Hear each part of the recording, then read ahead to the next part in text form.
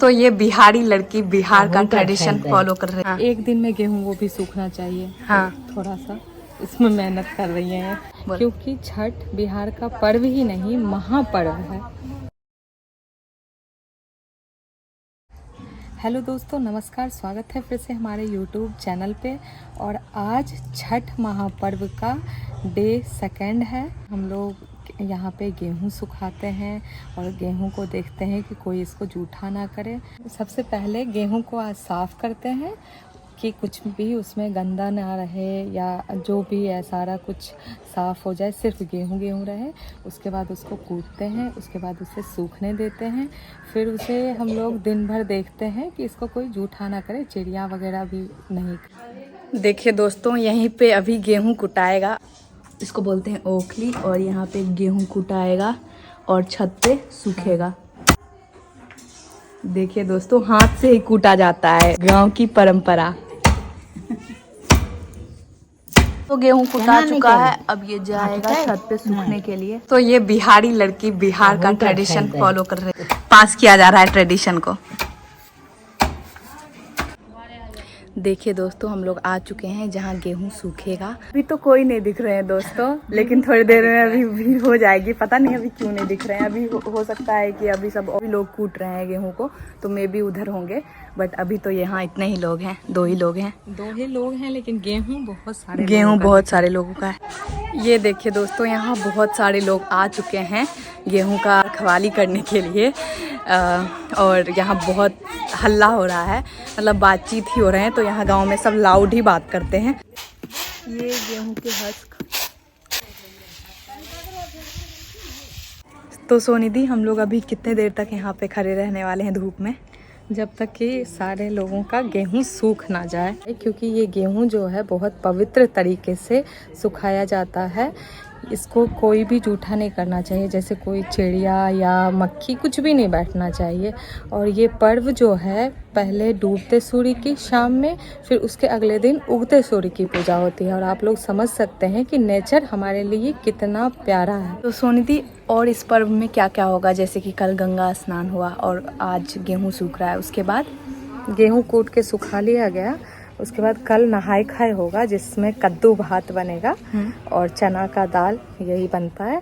उसके बाद उसके अगले दिन खरना होगा शाम में, जिसमें पूजा होगी।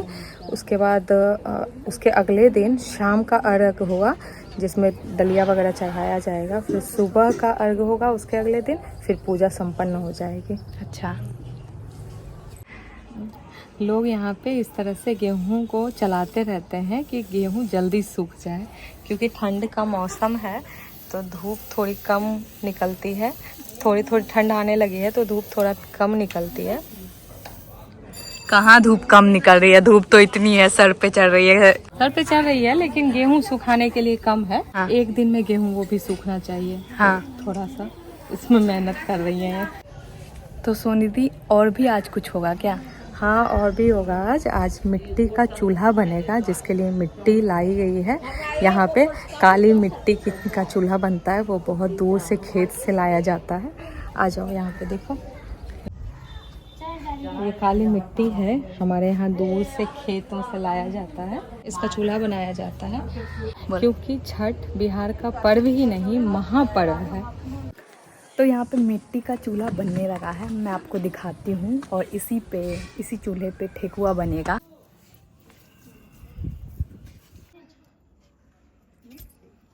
हम तो बोल रहे थे कि चूल्हा कंप्लीट हो गया, बट दीदी ने बताया कि नहीं, अभी कंप्लीट नहीं हुआ है।